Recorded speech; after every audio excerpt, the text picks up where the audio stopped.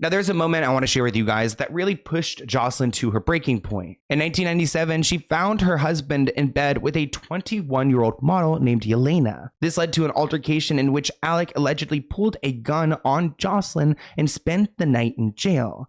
Alec left Jocelyn that year, and the divorce proceedings started immediately. Alec was released because he could pay his way out, and he was ordered to stay away from Jocelyn and barred from entering their Manhattan home. Jocelyn said she called to end her 20-year marriage with Alec when he started flaunting his affairs in public. She says it was getting too obvious. It was young girls and going to the same restaurants we went to. It was no discretion, nothing. So it seems like she could have allowed him to cheat if he just kept it under wraps. Jocelyn said that Alec had planted the stories about her surgeries to win his divorce, because when they went through their divorce proceedings, he did not want her to get a bunch of money. He tried to make her look crazy. He hired a publicist and paid a plastic surgeon to certify that I completely changed my face. He couldn't say I betrayed him because I never betrayed him. He was the cheater. Now, the divorce was messy, of course, and dragged out for 2 years. Alec told Vanity Fair there were rumors that Jocelyn started working for Madame Claude, a Parisian bordello owner, as an escort of some sort. And I don't know if that's true. According to details in a long report by Vanity Fair, the divorce caused a rift between Alec and his children. Keep in mind they have 2 children together. After he cut off Jocelyn's phone and credit cards, slashed her monthly allowance of $150,000 to $50,000, and fired her accountant. The press coverage of the case was bad for Jocelyn, which centered on her looks, tabloids dubbing her the Bride of Wildenstein and the Catwoman. In response, she hired a Republican campaign consultant and advisor, Edward Rowland, to handle her PR. So really, this was a battle of money so they could win public's perception, to try to be the popular one, the one who's liked, and ultimately hoping that public perception plays out in court.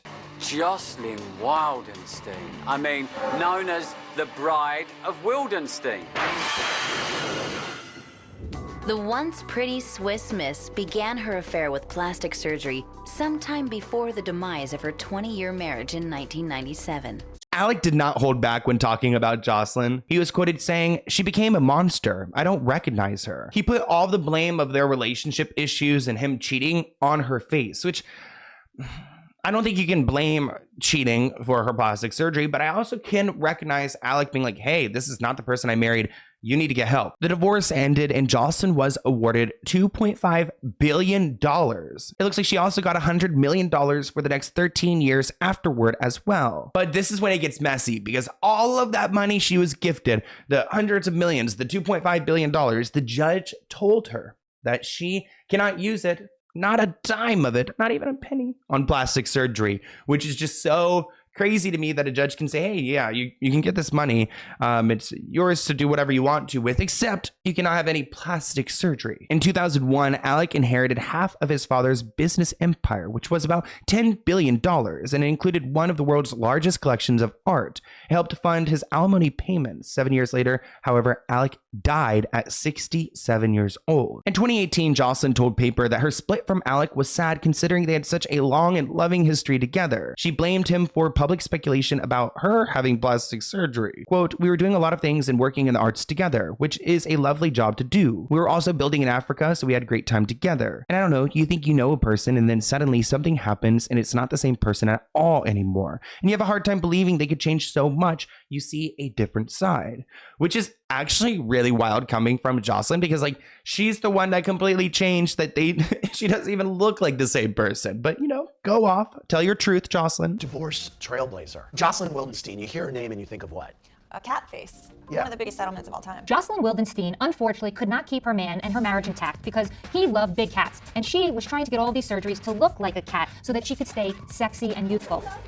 Do you remember the circumstances of her marriage splitting up? Yes, she was left for a fetus, basically. She found her husband in bed with a 21-year-old. Exactly. And she was the model. You know, they have those model apartments where they just shove all these like immigrants in a little room. So she was on the bunk bed with a Russian model friend of mine's wife, and she was boning Wildenstein. Now, after this divorce settlement, we didn't really see much of Jocelyn. She kept mainly out of the public eye following the divorce, though she has been through various legal battles, and mostly with landlords. She dodged an eviction from an apartment at the United Nations Plaza over owed rent. It looks like over $70,000. There's another lawsuit with a $15,000 per month Beverly Hills bungalow that she had. Actually, it looks like she had it, trashed it, and abandoned it, leaving $165,000 in unpaid rent. But Alec wasn't her final love. Jocelyn, despite all of the plastic surgery, she found love again. I mean, people do want that fortune. Jocelyn is currently engaged to her longtime love and fashion designer, Lloyd Klein. While they're inseparable now, their relationship has also been pretty toxic. Here's a clip of these two lovebirds together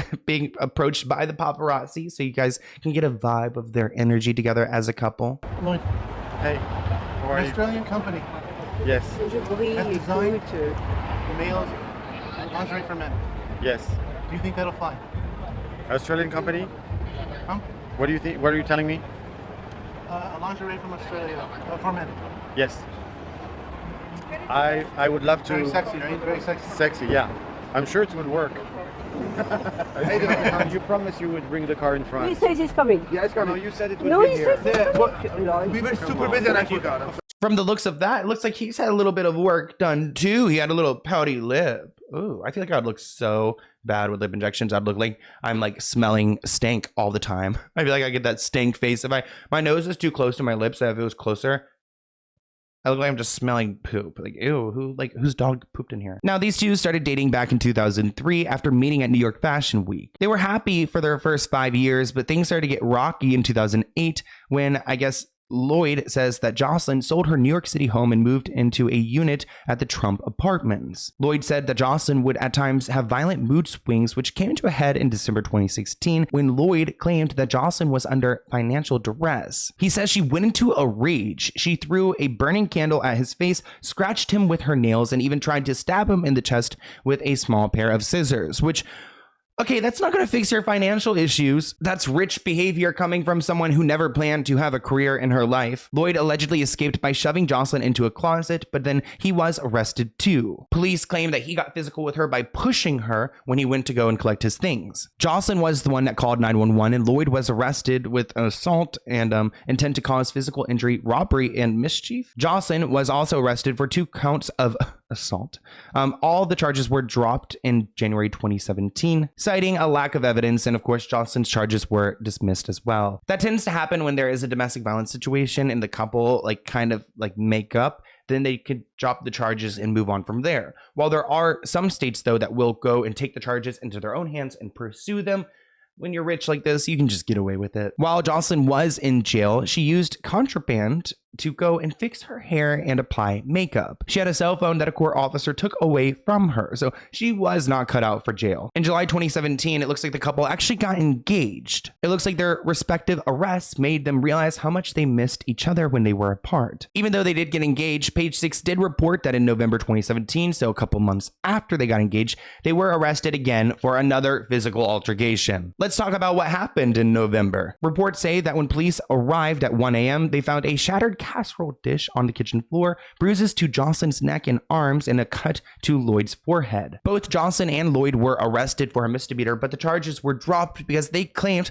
that they weren't fighting each other, they were actually making love, and they do it very roughly, so that's where the damage came from. When explaining what happened, Jocelyn said she was cooking a romantic meal for her husband on the stove, and the Pyrex dish suddenly exploded. The scalding broth split onto Lloyd's legs as he ran to the shower to wash it off. He slipped and fell and suffered a small cut to the forehead. Jocelyn said she came to the bathroom to help him out, but before long, they were making love. She told the Daily Mail, "We went into the bedroom and we had a great passionate moment. The neighbors probably heard all this and assumed someone was being murdered." She claims that security then came to the apartment uninvited and walked right into the bedroom. She says, "I can see why it looked like a fight with the food on the floor and a little bit of blood, but I can assure you that it was not this." Lloyd can be very passionate and he can be a little rough, which is really TMI. She said that's something I enjoy, otherwise I would not have been with him all this time. Okay, Jocelyn, do your big one. Now, I don't know when this video clip was taken, but I thought this would be a perfect time to share it. It looks like it's an interaction where Lloyd is filming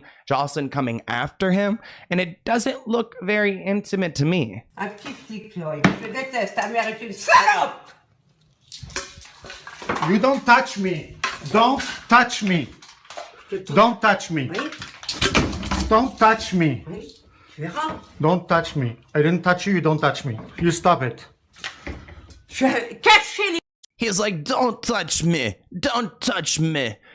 It's a little ridiculous, but they claim that this incident, this violent moment in 2017 would not impact their wedding, which was supposed to happen in 2018, but it did not happen. Surprise, surprise. Now, we don't see the couple out and about too often unless they're at elite art events where she goes and looks at all the decorations where her passion really lies. Thank you for watching this clip from the Let's Get Into It podcast. To view the full episode, visit the link listed below.